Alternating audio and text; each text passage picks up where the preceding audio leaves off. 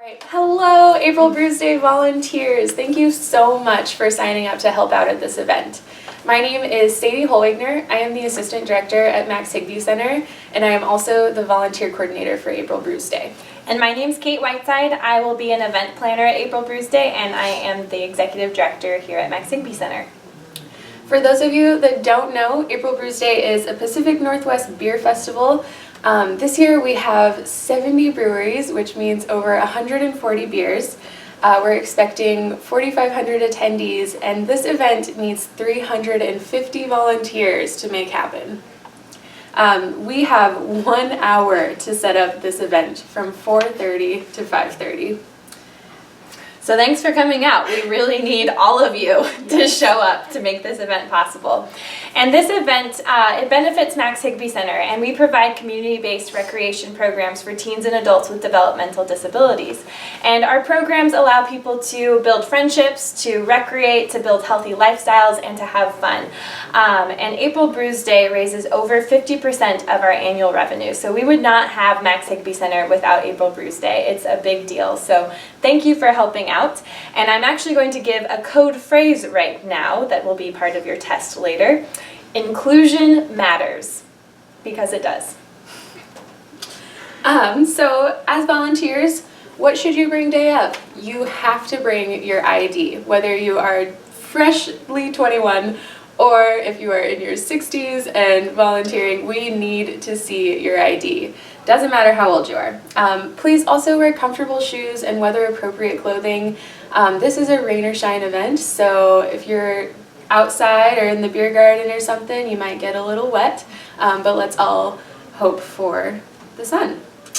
If you are a pourer, you have to bring your mass permit and have it on your person day of. If you don't, then you cannot pour at this event. What not to bring? Anything else? We don't have the space to store any personal belongings, backpacks, purses, anything like that.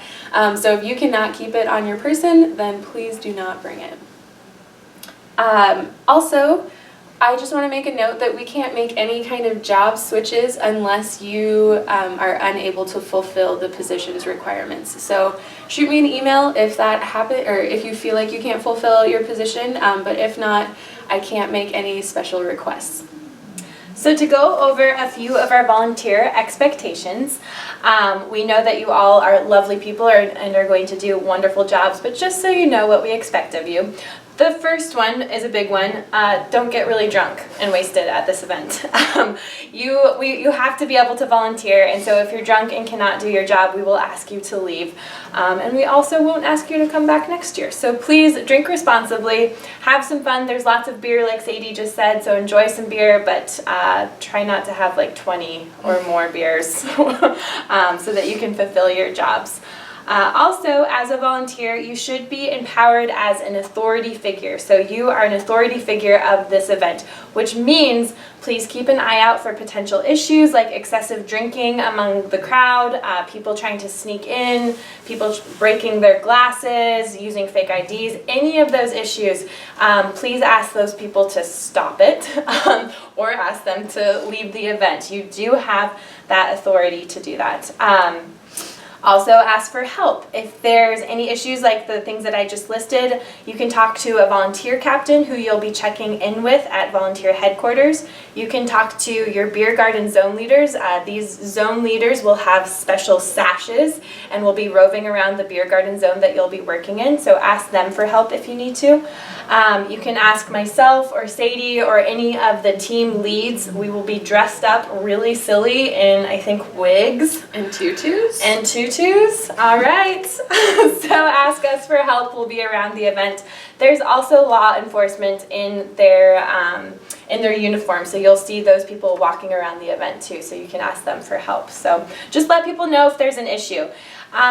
Also, please note that in case of an emergency, if it's an emergency outside of April Bruise Day, it's an emergency inside of April Bruise Day. So call 911. If there's a fire, if there's a huge fight, if you think that there should be police, and if you would call 911 outside of April Bruise Day, do it inside the event.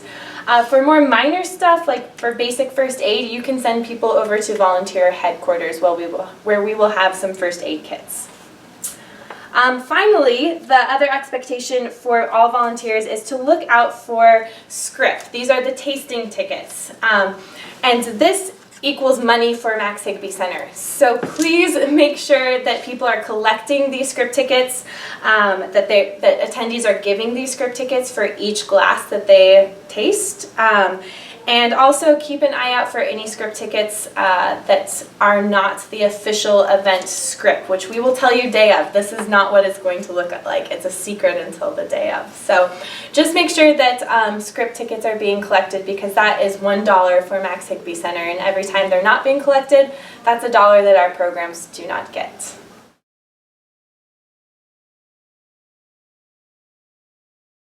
All right, first shift volunteers.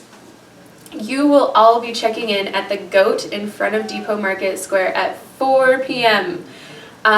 You will be checking in with our volunteer captain, Jordan, who will give you a color at check-in. She will then send you over to our color guard, which is going to be, they're all going to be stationed in front of Boundary Bay, and you will go to the color guard that matches the color that Jordan gave you.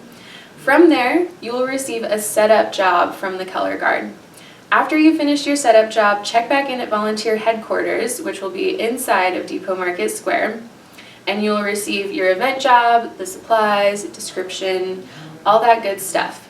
You need to be positioned by 5:15. Doors open at 5:30, so we need everybody ready to go by 5:15. Once your position has been relieved around 7:30 or 8 by the second shift volunteer, you are then able to enjoy the event. If you have any supplies, please return it back to volunteer headquarters, but after that there is no checkout necessary. You are free to roam around and enjoy the event.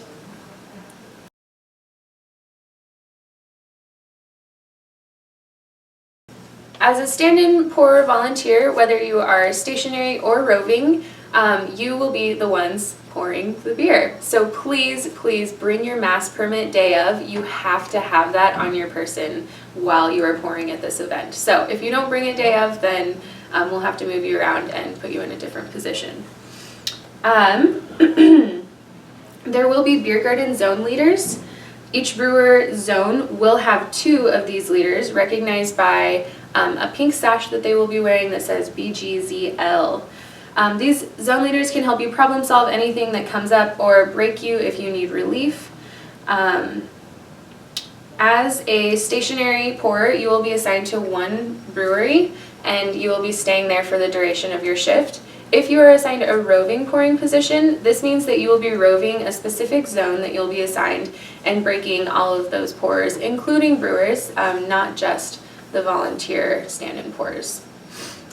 All stand-in pourers and roving pourers will be given a special colored bracelet that signifies that you do have a mass permit and that you are able to pour at this event. Only people with this bracelet can pour, otherwise it's a huge liability for Max Higby Center. So if you see anybody without the bracelet pouring, please tell them to stop pouring and maybe step in for them and pour, since you are a pourer. These bracelets also allow you to access the brewers only area for shorter bathroom lines, so feel free to use that area and just show them your bracelet so that you can access that. Please remember that only 1 pour per script ticket. Do not pour anything more than 1, because then Max Higby Center loses money for its programs. People will try to get extra pours from you. I'm sure you all are experienced with this. Just tell them no. Please only pour into the tasting glasses of the event. Anything else should not receive beer in it. So if people ask for you to fill up their water bottle, again, just say no. No. Also, the second code phrase for this video that you will need to remember for the quiz is "Let it rain beer."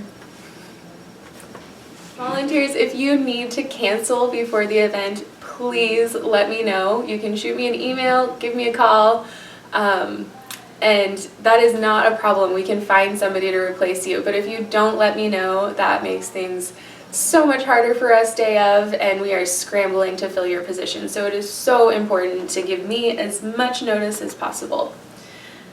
And thank you so much for volunteering. Like I said, we need volunteers to put this event on, and we really appreciate the time that you give to Max Higby Center.